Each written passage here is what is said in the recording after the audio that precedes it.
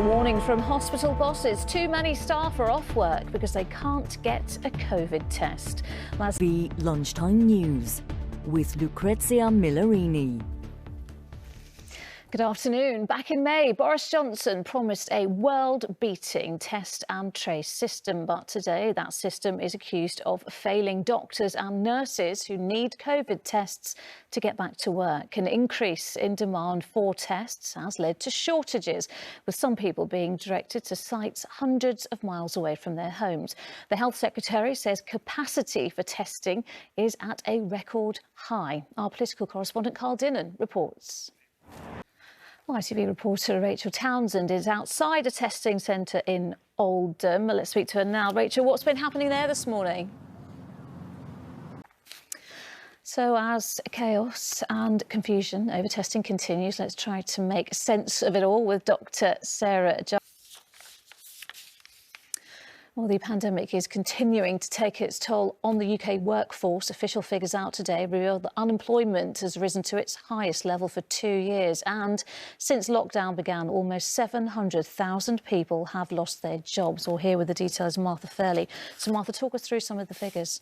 Well, let's have a look at the furlough as well as something to consider at the time for so many. Martha, thank you.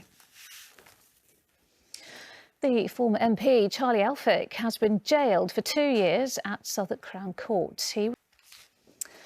More emotional tributes were paid in court today to those who lost their lives in the Manchester Arena bombing. The public inquiry is continuing to hear from the families and friends of the 22 people who died at the Ariana Grande concert in 2017. Well, Damon Green. Coming up. First, campaigners are calling for head teachers and teachers' unions to stamp out discrimination around Afro hair in schools. World Afro Day, which begins today, is behind the campaign. Well, recent research found that 1 in 6 children has had a bad experience because of their hair in school. One of the organisers of the event is Michelle de Leon. Michelle, let's start with you. You're the driving force behind. The BBC has revealed the salaries of its top stars as the broadcaster tries to end the gender pay gap controversy. Now, remember when the only chance for many of us to get out was that 1 hour of exercise the government allowed us during lockdown? Well, many of us started or resumed a fitness regime in that period. In fact, 2/3 kept it up throughout. But does that leave a third who didn't? Well, champion marathon runner Paula Radcliffe is here to talk about her tips to kickstart that fitness regime. Paula, it's lovely to talk to you this lunchtime. I'm guessing the 1 hour a day was a little bit less than you're used to. There's a lot more people obviously were working from home. There was less of that time commuting, more time to be spent with family and exercise. But there was that third who haven't kept it up. So what is your advice for those who need to kind of kickstart their motivation a little bit? What would you say? We've had pretty good weather, haven't we, over the last 5 to 6 months, thankfully. And I know it's much easier to get up and go out for a run when the sun is shining on glorious days like today. But autumn approaching, winter on the way. Those cold months, what are your top tips for getting us out of bed and running instead? And finally, 80 years ago today, a fierce battle was being fought in the skies above Britain. It came to be known as the Battle of Britain and was the first major victory in the Second World War against the Germans. Well, today, the bravery of the men and women who were involved in the fight is being commemorated. Dan Rivers is at Biggin Hill Airfield and sent this a little earlier. And that is it. Bye-bye for now.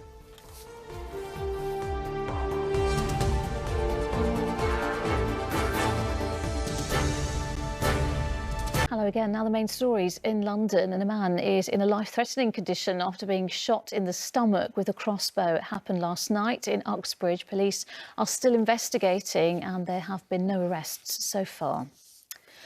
The Grenfell inquiry has continued to hear evidence from the company that designed the tower's cladding. Daniel. All right, here's Sally with the weather. And coming up at 6, I'll be joined by, and I'll be back for that at 6. Until then, enjoy your afternoon. Bye-bye.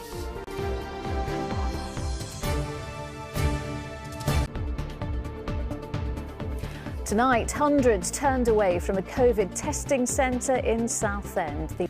Good evening. With pupils sent back to school and workers encouraged to return to their offices, it is perhaps unsurprising that the demand for COVID tests has increased.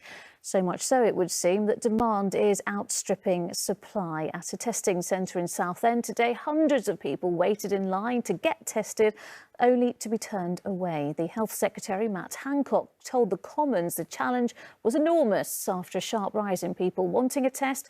He said it will take a matter of weeks to resolve. Our political correspondent, Simon Harris, reports. Simon, Southend there, really just a snapshot of what's happening throughout the capital. Yeah, so what we saw in Bug can't go to school, their parents can't go to work. A man is in a life-threatening condition after being shot with a crossbow in the street. It happened in Uxbridge yesterday evening. No arrests have been made so far. And a teenager has been killed in North London in the fifth murder in the capital in 5 days. He was stabbed last night in Islington. The boy... Next tonight, John Boyega has stepped down as ambassador of the perfume company Jo Malone after he was replaced by a Chinese actor for an advert he created. The Star Wars actor, who's from Peckham, said he was not told about it, while senior correspondent Ronke Phillips is here. So, Ronke, what exactly happened here? Now, even though they continue to... Thank you. Now, it is 80 years to the day since a battle in the skies protected life on the ground in London. During the Battle of Britain, Luftwaffe aircraft were sent to attack London on September the 15th, 1940, but they were defeated. Churchill famously said of the battle, "Never was so much owed by so many to so few." Campaigners are demanding that schools do more to stamp out discrimination against pupils with afro hair. Figures show 1 in 6 children has had a bad experience in school. The campaign has been launched on World Afro Day alongside a competition to celebrate black hair. The event was this evening. Michelle, let's start with you. World Afro Day, it's quite new, isn't it? Only been around for 4 years. Why do we need it? Why is it important?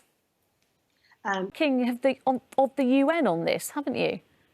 Yeah. Let's talk to you. You're 16, aren't you? Now, Yeah. we know that 1 in 6 children have had a bad experience in school because they have afro hair. What was your school experience like? Competition winner, aren't you? You're one of 10 who've won as part of this modelling competition. What's it like to take part, first of all, but also to be one of those winners? You want to get out there for people watching, but also for poor children at school who might be going through all sorts of horrible experiences. What would you say to them watching? I think this... Now, the Duke and Duchess of Cambridge have met hundreds of people during the pandemic, but until now, most of that has been done online. Today, they were out and about in London to meet those who have helped each other over the last 6 months. Katie Barnford reports. Well, on to a different kind of royalty now. Reality TV royalty. Ovi Soko won the hearts of the nation when he went into the Love Island villa last year. And there is more information on mental health support on our website. Just head over to itv.com/London. Sally is here. Sally, we've got to talk weather. Indian summer? Well, officially in October and November, when it's been a lot colder at night time. We have had some cool nights, but nothing quite as bad as a frost yet. Oh, Sally, lovely weather. Dare I say, perfect weather for a glass of wine. Yes, and even... On that heady note, it is time to say goodbye. We are, of course, back with the latest after ITV News at 10. Coming up, Mary with the ITV Evening News, but from me and the rest of the London team, bye-bye.